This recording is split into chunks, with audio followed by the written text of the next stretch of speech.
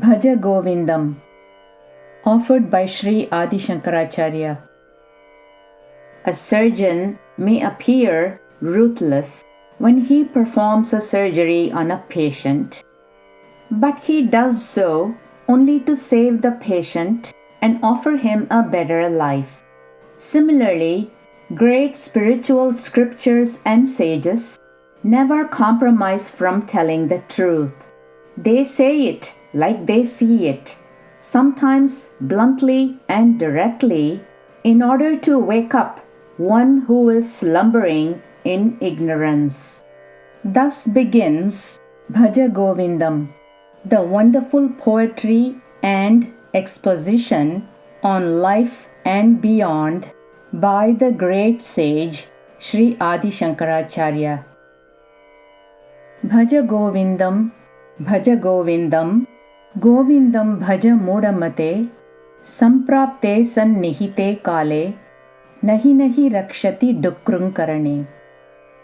Worship Govindam, worship Govindam, worship Govindam, O deluded one.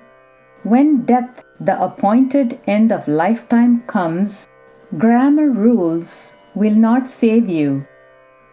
There is a story associated with this first verse.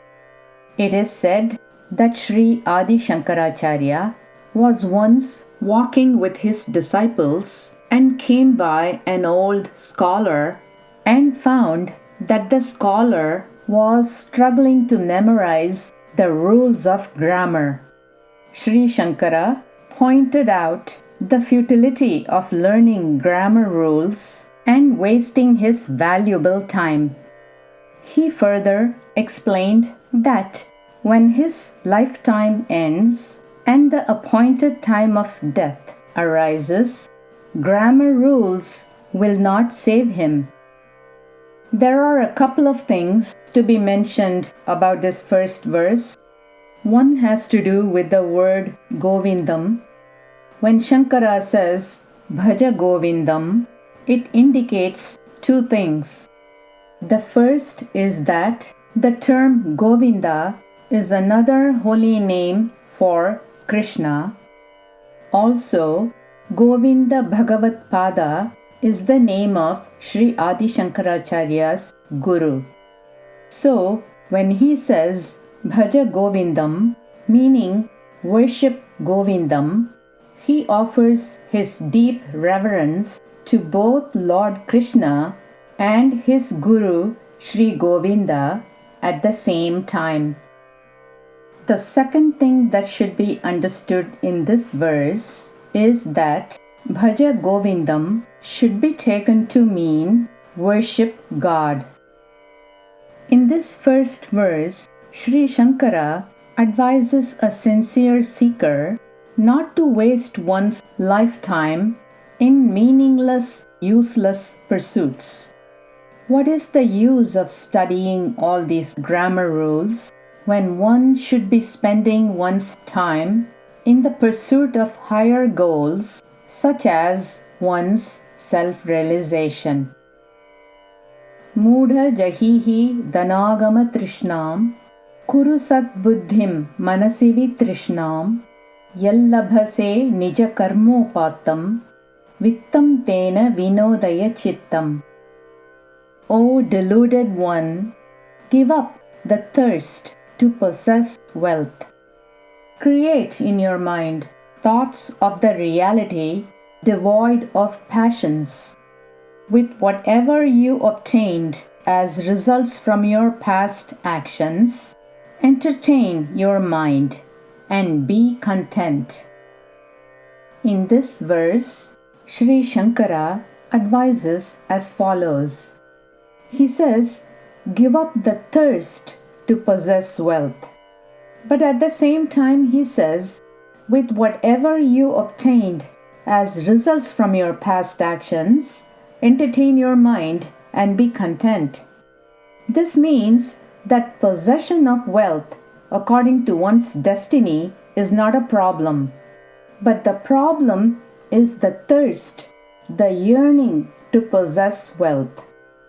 And he says, instead of yearning and thirsting for more and more wealth and possessions, create thoughts in your mind about their reality. He also says, be devoid of passions, because one who is attached to passions and as a result has a restless mind will not be able to create thoughts of the reality in the mind. Nari sthanabhara nabhi desham drishtva maga mohavesham yetan mamsa vasadi vikaram manasivi chintaya varam varam. Seeing a woman's body, do not get carried away by the storm of desires. These are only modifications of flesh. Think well thus in your mind again and again. In this verse, Sri Sankara deals with attachments to the physical body. It applies to both men and women. What really Sri Sankara advises here is that because of attachment to the physical body, don't be carried away by a storm of desires.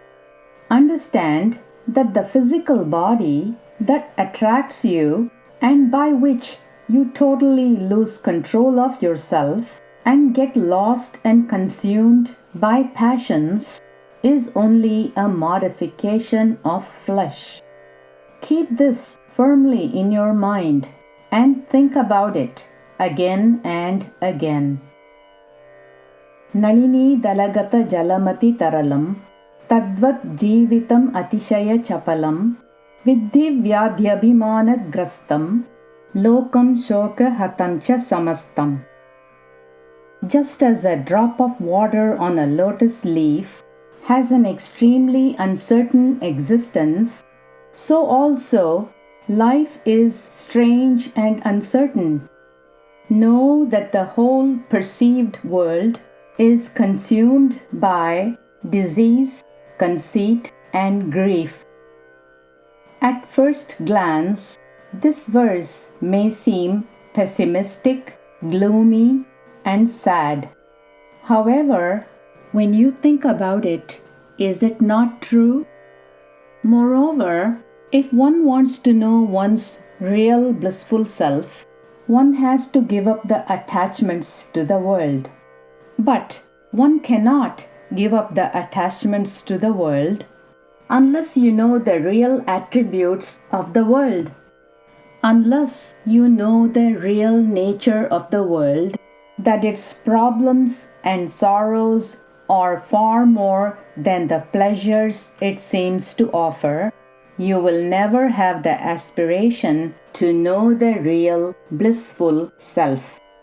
That is why Sri Sankara says, the existence in this world is strange and uncertain, like a drop of water on a lotus leaf.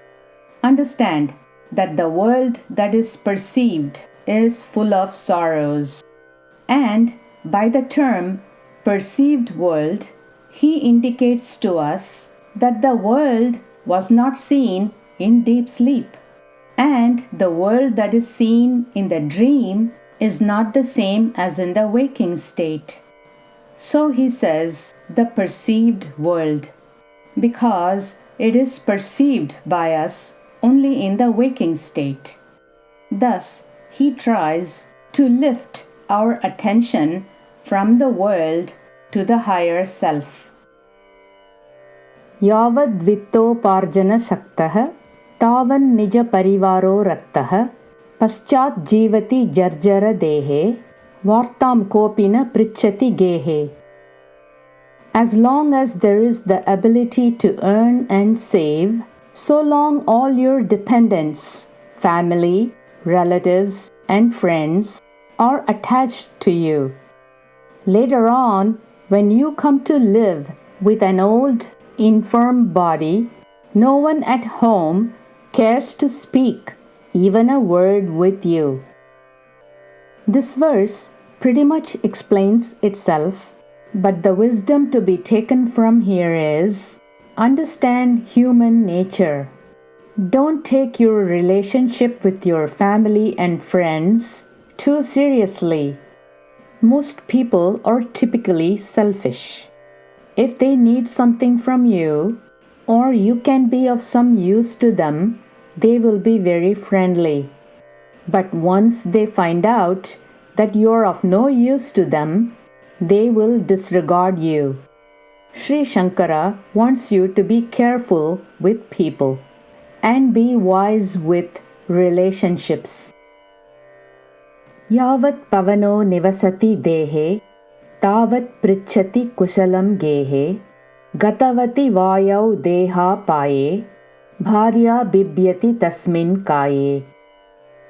As long as there dwells life breath in the body, so long they inquire of your welfare at home.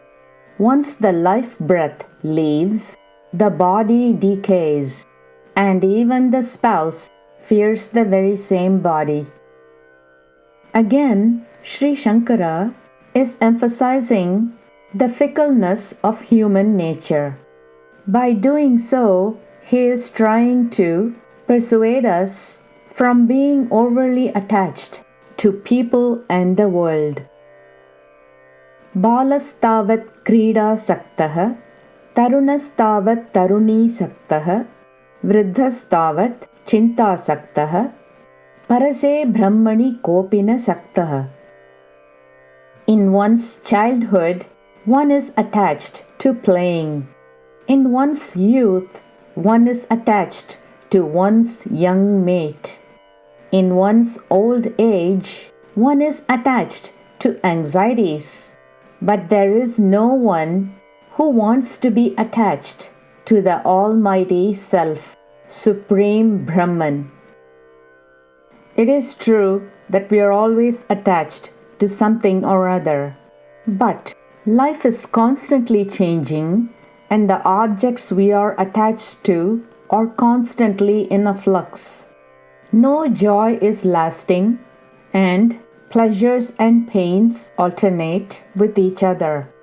So, Sri Sankara reminds us that there is a Supreme Self, the blissful, real, permanent, eternal nature of oneself. If one realizes this self, one will be permanently happy. But nobody even wants to think about this blissful reality. What a pity, says Sri Sankara. Kate kanta kaste putraha, samsaroya mativa vichitraha, kasyatvam ka kuta ayataha, tatvam chintaya tadiha bhrataha. Who is your spouse? Who is your son? Strange and wonderful is this samsara, the perceived empirical world. Of whom are you? From where have you come? Ponder over this truth right now. We usually go through life without thinking much about anything.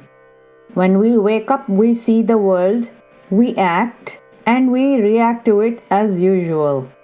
But if you are that special person who doesn't trudge along in the dreary path of life, but wants to know more about the truth about yourself, and eager to free yourself from the shackles of your mind and know the truth about who you really are, that is the eternal blissful self, then you should ask yourself all these questions that Sri Sankara suggests in this verse.